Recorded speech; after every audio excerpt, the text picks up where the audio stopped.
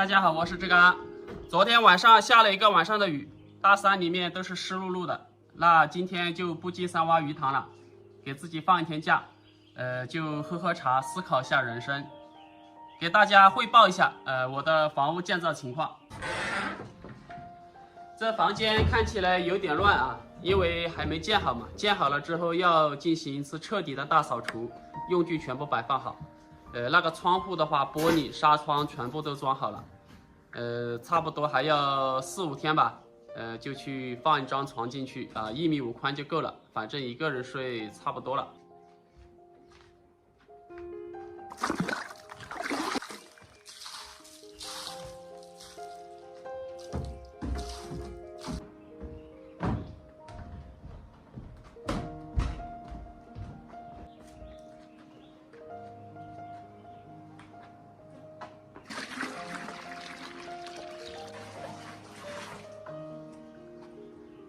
这个洗菜台要用水泡一段时间才能使用，要不然是水泥打造的，如果说直接使用的话是对身体有害。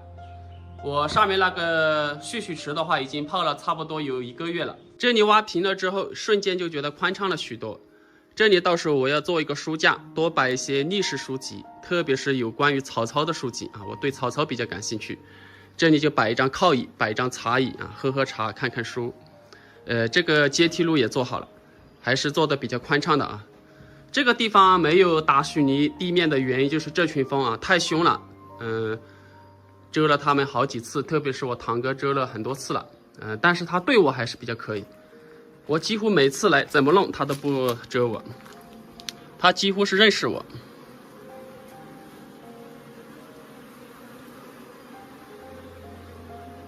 你看，鱼塘是在那边，这里是看不到啊。跟这里走过去差不多500、600米，应该有听到机器响吧？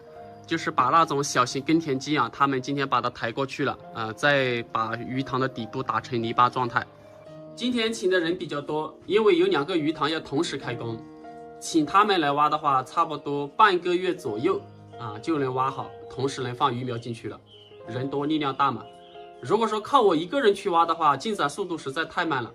大家都知道我的主业是种茶养蜂，所以我每天绝大部分的时间都用于这个方面去了，抽不出来太多的时间去挖鱼塘。那等鱼苗放进去了之后啊，到时候我们这边山里有很多那些瀑布，那些瀑布水流是常年不会断，到时候那些瀑布下面我也同样把它改造成鱼塘，全部用于养泉水鱼。到时候的话要成一定的规模。我当初的设想啊，为自己定的目标是1000个平方，那现在临时改变了，肯定远远不止1000个平方啊！所有的瀑布下面全部改造成鱼塘，可能有好几千个平方。这块平地就是用于摆放洗衣机的，因为厕所太小了，摆到厕所里面就动不了了。这个阶梯路也做好了，这里放一块门板的原因就是晚上有野生动物经常到这里来，所以要踩到它们的脚印啊，不好看。这个热水器的话，过2天装。这个厕所其实还是比较满意的，只是这个门开的不好啊，就对着这个路了。这个里面洗澡都可以看到外面的风景。挖出来的这点地方啊，已经放了石块，下面有水泥，到时候用石块全部要把它砌上来啊，和那个厕所那个地板平齐一块大水泥板。因为今天我让他们帮我去挖鱼塘了，所以就暂时停下来了。这条阶梯路也全部做好了。这下面的阶梯路已经保养好了，不需要再浇水。但是这上面的阶梯路模板还没拆，还需要浇水保养2天。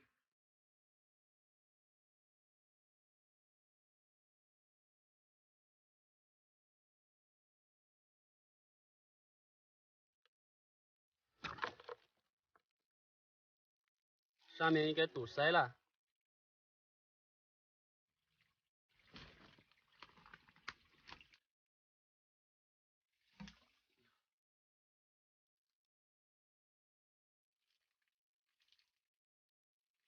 应该是堵塞了。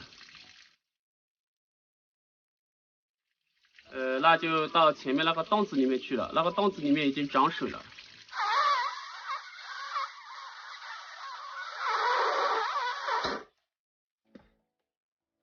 好清凉啊！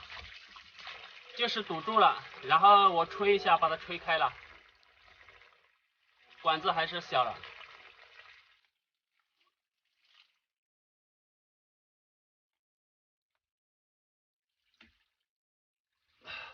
这里要挖一条路，要不然这不好走。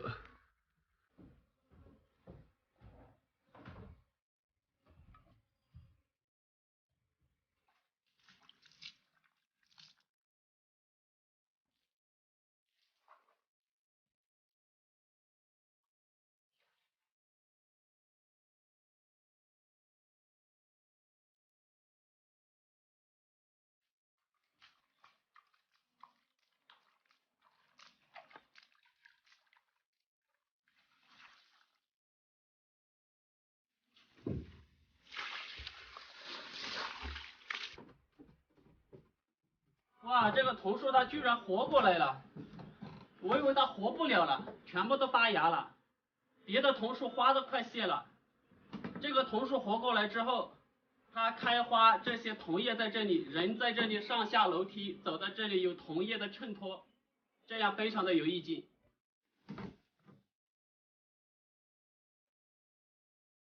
它应该是不怎么见阳光，所以它发芽的比较迟一点。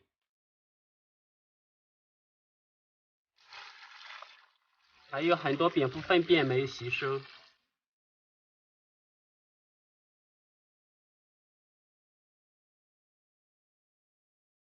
我还说要准备把它砍掉了，它成活了。漂亮吧？这种我们这边土话叫茶树菌，学名我不知道叫什么。这种下火锅或者说炒肉啊是非常好吃的。这种不用给它留，它自己这个树桩就是一个菌种，很漂亮。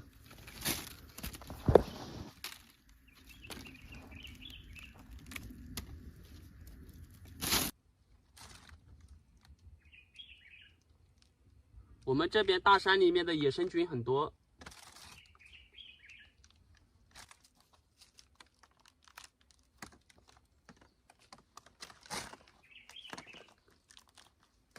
其实这些野生菌每一个季节都有，只是看你认不认识。一般来说，你像这个树桩，它今年长这种茶树菌，啊，你等明年来肯定还会长，啊，因为它就是一个很好的菌种，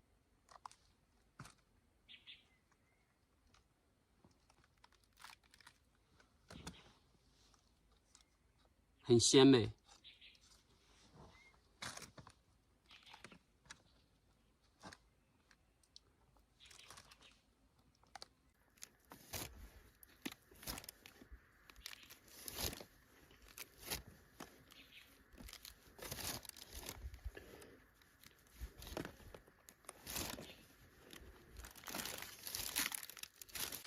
采摘了这么多，一个人怎么样都吃不完。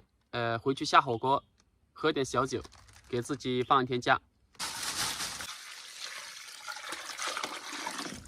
这种是生长在树上面的，所以也没什么泥沙，很干净。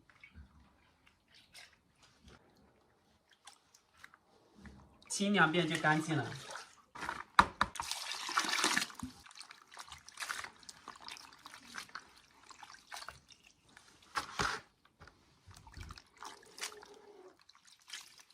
我一次就炒这么一点肉，要多少吃多少。这可以炸油出来。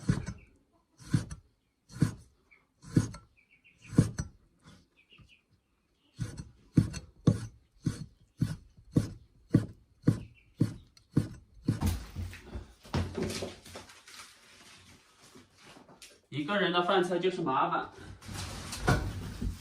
又要煮饭又要炒菜，就是一次就搞那么一点点。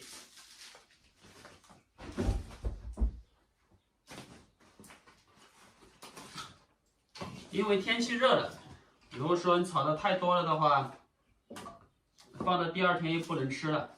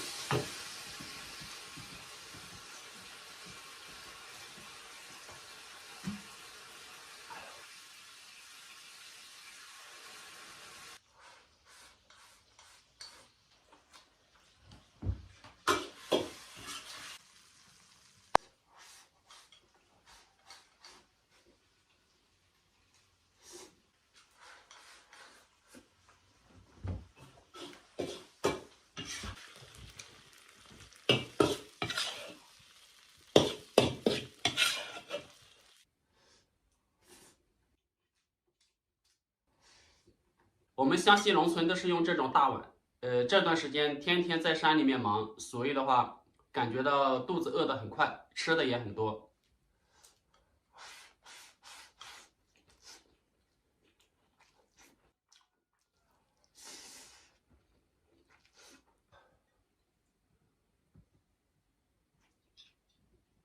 今天进山来挖拐枣，刚才下了一场大雨，全身都湿透了，还好戴着帽子啊，头发不怎么湿，也湿了。这是一棵大拐枣，下面是一棵小拐枣树，把它挖回去种了，要不然过段时间的话，天气热了，种植就成活率不高了。这是我在网上买的一个小锄头，这种锄头比较锋利啊，所以用2层手套把它包起来，一面斧头一面锄头。这锄头可能有点小了。这种锄头挖药材勉强可以，挖树苗可能不行，但是锄头大了带在山里不方便。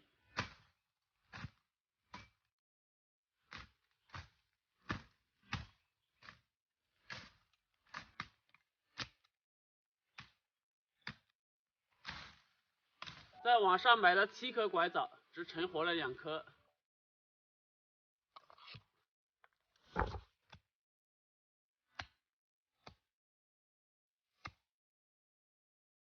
锄头还是小了，挖药材还差不多。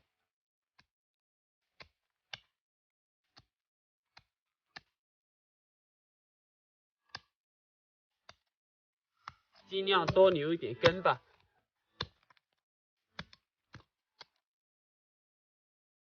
根还是蛮粗的啊。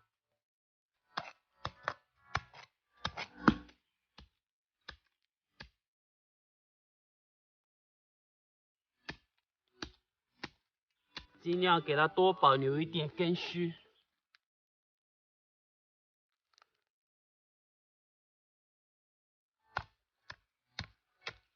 还可以哦，根部尽量把它保留了足够的根须了。上次我在网上买了5颗5年苗，直径差不多就这么粗。那个1年苗的话，直径差不多就这么粗。5年苗成活了1颗，1年苗成活了1颗。如果按照它那个粗度来算年份的话，那我这个起码是7、8年了。不过看这个样子也就2、3年、3、4年吧。这是一棵大拐枣树，俯身在上面的是野生猕猴桃，已经开花了。不过这种野生猕猴桃要秋冬季节啊才能吃到。拖着这么长一棵猕猴桃在山里面不好走，把它砍掉，这样就方便在山里面穿梭。砍掉的这一节，把它扦插到这里，看能不能活。如果能活的话，到时候我就大量的扦插育苗。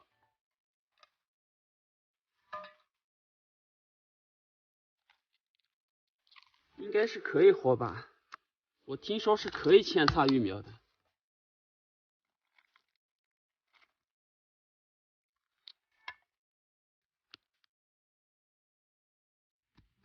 再下雨也不用浇水。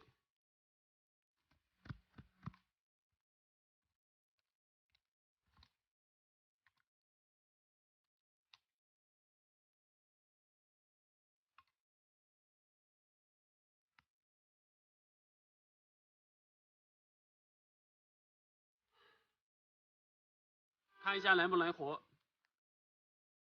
1个月后来看。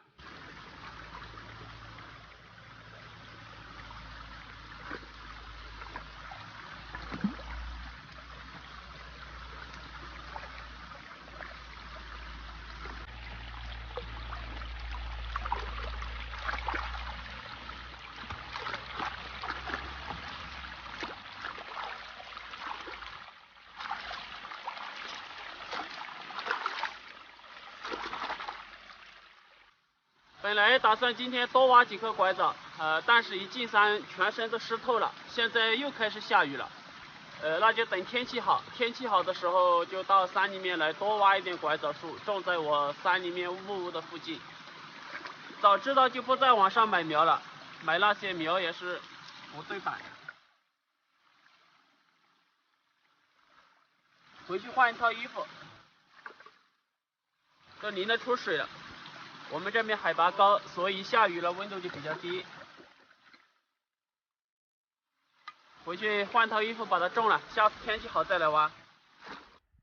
雨停了，但是全身湿透了，直接穿棉衣了。刚才全身湿透了，所以又是骑摩托车，非常的抗风。今天我们天气预报县城的温度最高温度是12度，但是到我们这边的话，差不多就是7、8度啊，因为我们这边海拔比较高。这是前天赶集买的牛奶瓜苗啊，还有今天挖的这个拐枣苗一起把它种了。刚刚的还在下雨，现在雨停了，太阳都出来了。这个季节的天气就是这样。这是我2个多月前在网上买的拐枣苗，种下去这么久了还没发芽，几十块钱一颗。这是我今天挖的，比一下，就种这个位置吧。这下面有一排树苗，还不知道是什么苗，也种下去了2个多月了，都还没发芽。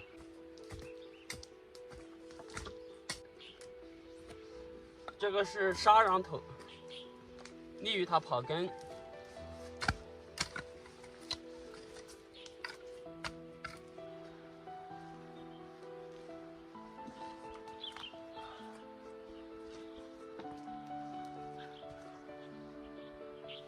成活了之后，这一排下去，再加上这个路，就是一个林间小道，在这里走应该非常的有意境了。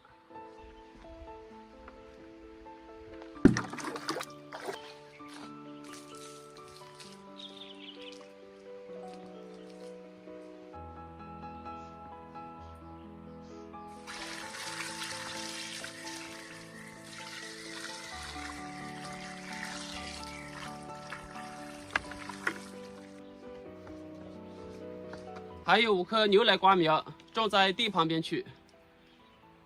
之前种了那种大品种的西瓜，听说能长40斤的，但是还没发芽。到山里面挖拐枣的时候，全身湿透了，然后骑摩托车，很大风，就感觉到很冷。现在稍微坐一下室又热了。我上次种的黄金已经快要开花了，这是何首乌。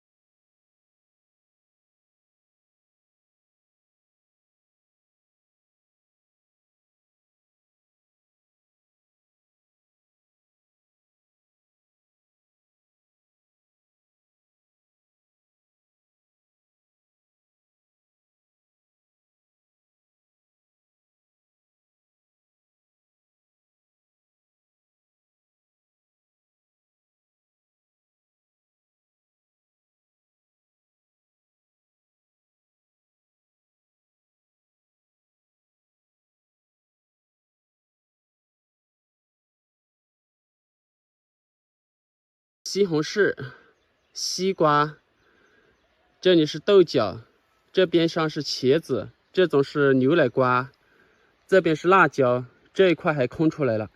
空出来的地方，到时候那边西瓜苗有多，全部移栽到这里来。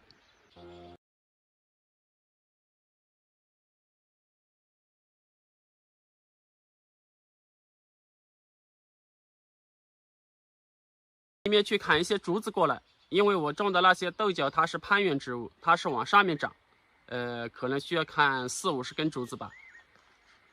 接下来的话还会养鸡，养2只狗，养2只猫。鸡的话，要不就搭一个鸡架，要不然就养到那个山洞里面，还会养鸭子、养鹅，就养10只鸭子、10只鹅就可以，就放到大山里面那个水库里面，在水库边上就搭一个架子做休息台，到时候种了这么多，养了这么多，所以我独居在大山里面的话，根本就不会无聊，不会寂寞的。好，那就分享到这里，明天见。大家好，我是志刚。今天把这个房间清理一下，把床搬进来铺好，可以搬进来住了。这个是双层窗户，在外面这一层是纱窗，里面是玻璃的。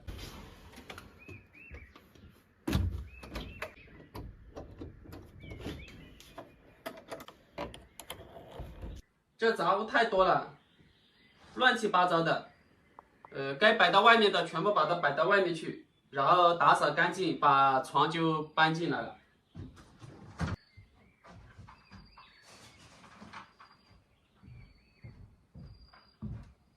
这外面就暂时不清理了，就先把里面清理干净，把床先铺进去。都是水泥灰。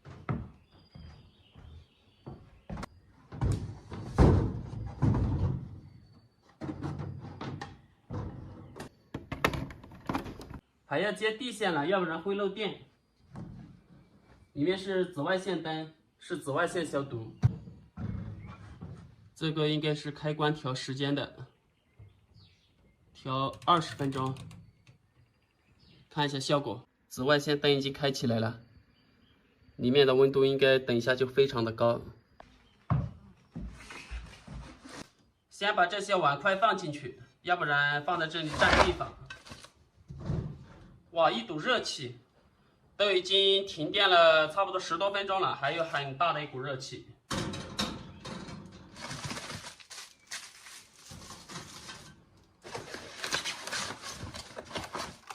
一起放，到时候再洗。有这个消毒柜还是挺方便的。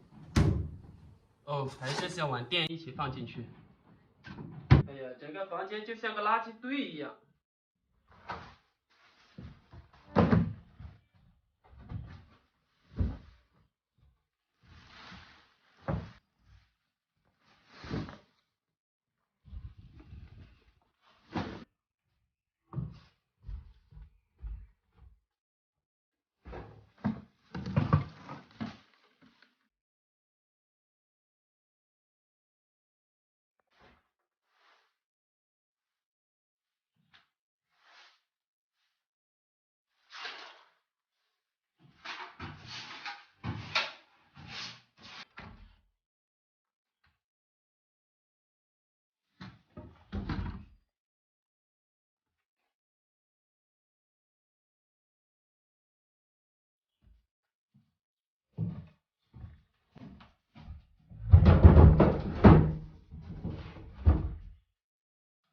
床就摆在这个位置，人就睡在这一头。这个窗户外面可以看得很远，如果是晚上有月光的话，月光还能从这窗户里面照射进来。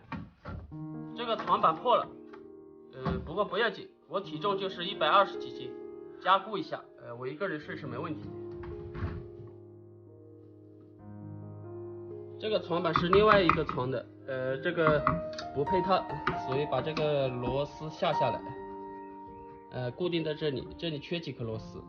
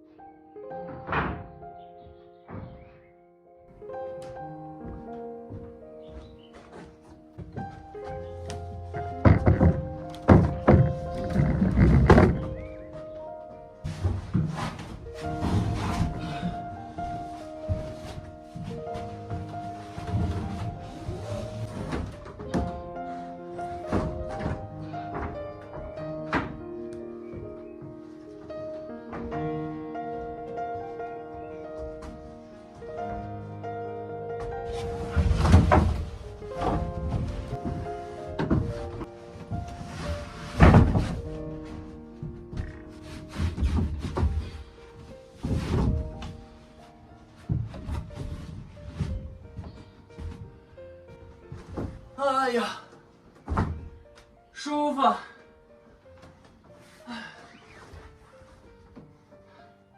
一个人睡这张床足够了。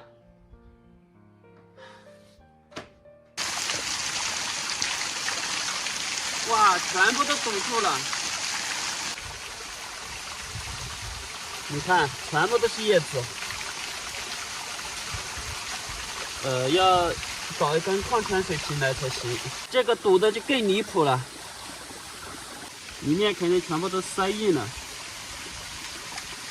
哎，今天没带矿泉水瓶来，就这样先将就着吧。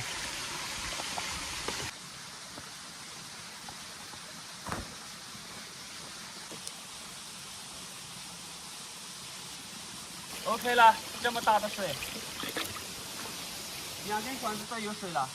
这个鱼塘的面积要宽一点，到时候可能会放200尾鱼苗进去。鱼的饲料的话，就是我们这边茶园有很多那种幼虫灯，一到夏天的时候会诱来各种各样的昆虫，就给它喂昆虫吃。这个水源的话是常年不会断，就是纯净的山泉水，就是由石头缝里面渗透出来的那些水，水质是非常的有保证。这一个鱼塘我可能会装1到2颗黑光灯那种太阳能的黑光灯，黑光灯又被称为幼虫灯。就是晚上的时候开灯，它那个光线有强烈的吸引昆虫的这种功能。昆虫它都有趋光性嘛，然后距离水面的话10到20公分高，它在扑灯的时候就会掉到水里面去，就会成为鱼的饲料。太阳出来了，今年的话先做个试验吧。比如说，这个鱼塘我放200条鱼苗进去，那如果到年底我还能收获100条鱼。放的时候是2指宽，那到年底去收获的时候能收获半斤1条，那就有可发展的前景。那我明年就要扩大规模。那如果说放200条鱼苗进去，到年底只收获1-20条鱼苗，是吧？放的时候2指宽，收获的时候还是2指3指宽那就没搞头。我估计放200条鱼苗进去，应该是别说收获100条，70-80条应该是稳的因为到时候防逃措施我会把它做好。只要不逃掉是吧？有荷叶做掩护，天敌也吃不到是吧？基本上是没问题的。如果说今年养鱼能成功，你就像这样的瀑布，在我们这边大山里不少。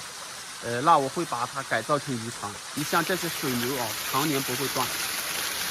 我们这边的山形它就是一山比一山高，这些水都是山上面的渗透水一层一层渗透下来的，都是从岩石缝里面流出来的，水质是非常的好。